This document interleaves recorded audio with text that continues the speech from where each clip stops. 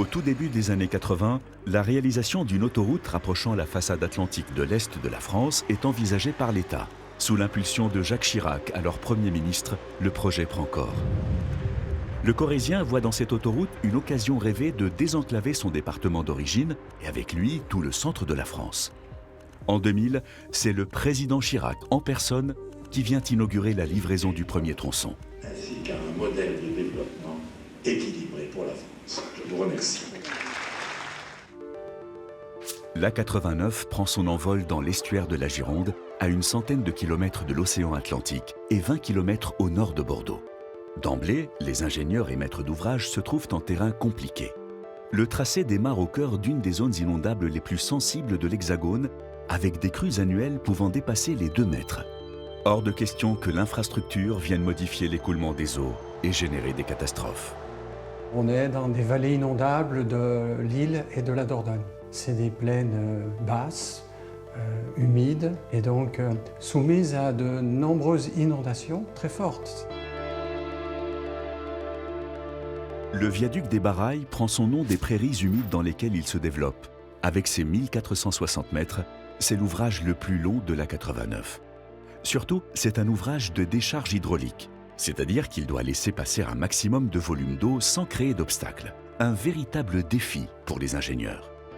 À savoir que l'autoroute ne devait pas amener une augmentation des inondations de 2 cm dans les zones habitées, en sachant qu'il peut y avoir des dizaines de centimètres, voire 2 mètres d'eau. Les exigences qui nous avaient été fixées par l'État étaient extrêmement fortes et il ne fallait pas qu'en cas de crue centenale, par rapport au niveau d'eau, ça augmente de plus de 1 ou 2 cm. Et donc c'était très exigeant. Donc il a fallu positionner au bon endroit pour que le flot de l'eau ne soit jamais ralenti et qu'il puisse laisser passer l'eau comme s'il n'y avait pas d'autoroute en fait. Et donc ça a induit de faire un viaduc qui finalement n'est pas très haut, mais qui est extrêmement long, il fait plus de 1400 mètres de long. Et il a fallu démontrer que les écoulements d'eau en période de crue n'aggraveraient pas les inondations et on a fait des modèles dans lesquels on a pu tester et vérifier la faiblesse de l'impact du viaduc des Barailles. Afin de positionner au mieux l'ouvrage, une maquette de la taille d'un terrain de football va être fabriquée. Elle permettra de simuler les écoulements de l'eau au travers des structures en recréant les niveaux d'eau des crues sur les 100 dernières années. Une fois les caractéristiques hydrauliques de l'ouvrage déterminées, un chantier hors norme se met alors en place. Le kilomètre et demi de l'ouvrage sera constitué de 1038 tranches, dites voussoirs, de 50 tonnes chacune, qui seront fabriquées directement sur site et posées une à une. D'où son surnom, le mille-pattes. C'est un ouvrage qui a été réalisé avec un processus complètement industrialisé. On a mis en place une usine de préfabrication de voussoirs, tout proche du viaduc. Donc les voussoirs étaient faits régulièrement, entreposés pour avoir le séchage du béton et ensuite amenés sur le tablier du pont qui était construit au fur et à mesure, voussoir par voussoir, sans mettre un pied par terre. Le mille-pattes progresse ainsi tranche après tranche. Et la mise en place d'un mât de haubanage permet aux équipes de poser les voussoirs les uns derrière les autres à un rythme record, jusqu'à ce que l'ouvrage vienne buter sur 2 obstacles de taille. Son tracé croise le chemin de la route nationale et un peu plus loin, celui de la LGV Paris-Bordeaux, à fort trafic. Pour un ouvragiste, passer au-dessus de la voie ferrée, c'est un cas critique. Il faut être hyper vigilant, là aussi beaucoup d'organisation. C'était une course contre la montre. On n'avait pas plus de 20 minutes pour travailler au-dessus de la route nationale et de la voie ferrée. Donc quelque chose qui était répétitif, très bien huilé, avec des cadences élevées, un travail d'usine industrielle qui a fonctionné pendant 28 mois. L'A89 n'en a pas fini avec les eaux de l'estuaire. À peine assemblés, les 1038 segments du viaduc des Barailles, le tracé rencontre le fleuve. Proche de son embouchure, la Dordogne est ici à son plus large et son plus profond. Pour franchir les 450 mètres qui séparent les 2 rives, les ingénieurs vont encore devoir trouver des solutions inédites en opérant directement depuis l'eau. Alors imaginez des poutres qui font 25 mètres de long, qu'on dépose en bordure de berge, sur des pontons provisoires. On va les souder les unes aux autres pour que ça devienne une charpente de 95 mètres.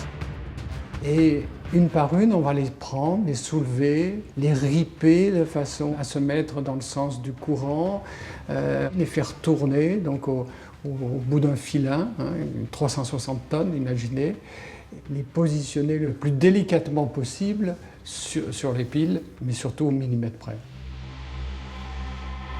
C'est un travail extraordinaire. Il y a des marins qui maîtrisent leur engin avec une précision extraordinaire. Il y a une coordination avec les gens qui sont au sol pour faire le réglage fin de la fin. C'est véritablement des opérations extraordinaires. Reste que cette opération délicate se déroule dans des conditions et un environnement particulièrement compliqués et imprévisibles. En fait, on ne se rend pas compte, mais on est à plus de 100 km de l'océan Atlantique, mais il y a des marées. Donc il y a la marée montante, la marée descendante. On est à la confluence de deux rivières, l'Is et la Dordogne, donc ça perturbe, ça amène des remous. Et puis on a travaillé, il y avait du vent. Donc il faut tenir compte de toutes ces conditions-là. On avait un petit créneau pour avoir la hauteur d'eau qui allait bien. On faisait ça à marée descendante. 560 mètres, c'est un ouvrage long, c'est pas courant, et donc c'était véritablement un challenge technique, c'est un travail extraordinaire.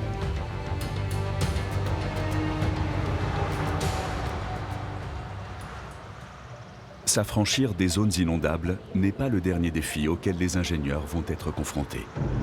À peine la 89 laisse derrière elle l'estuaire de la Gironde, l'infrastructure rencontre un relief de plus en plus marqué et accidenté, matérialisé par les collines et les vallées profondes du Périgord, puis de la Corrèze. Le tracé va alors exiger d'imaginer et mettre en œuvre des ouvrages d'art toujours plus imposants et vertigineux. L'A89, c'est l'illustration parfaite du génie civil français, parce que c'est une collection. Il y a plus de 37 viaducs. Ils sont tous une architecture différente, une implantation différente, ils répondent à des objectifs différents. C'est un relief assez marqué, même si ça ne monte pas très très haut, et donc ça a nécessité des ouvrages importants. Donc c'est une infrastructure avec une concentration très importante de grands ouvrages de génie civil, voilà. D'où effectivement la complexité technique de réalisation. Le viaduc des Bergères, au cœur du Périgord.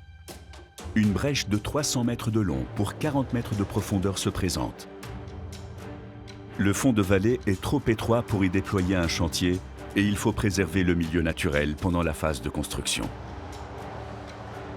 Ces grands viaducs vont traverser souvent des brèches dans lesquelles coulent des rivières, etc., qui sont des milieux assez sensibles, et donc on essaye de faire en sorte que le chantier ait par lui-même le moins d'impact possible.